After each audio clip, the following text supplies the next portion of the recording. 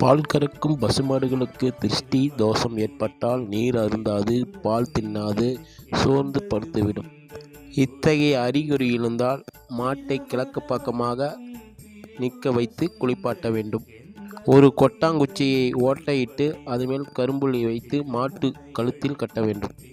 தெருமின், மிளகாய், வெள்ளை கடுகு, கற்பூரம், எலுமிச்சம்பழம் இவைகளை தயாராக வைத்து கொண்டு ஒவ்வொரு பொருளாக எடுத்து மாட்டை 3 முறை சுற்றி, கன்றையும் 3 முறை சுற்றி, உடல் முழுவதும் தடவி ஒரு முறத்தில் போட வேண்டும்.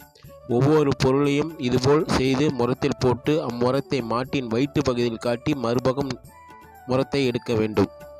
தீயேட்டு கொளுத்த வேண்டும். கற்பூரத்தை ஒரு தட்டில் வைத்து மாட்டை 3 முறை இடமிருந்து வலம்புறமாக சுத்த வேண்டும்.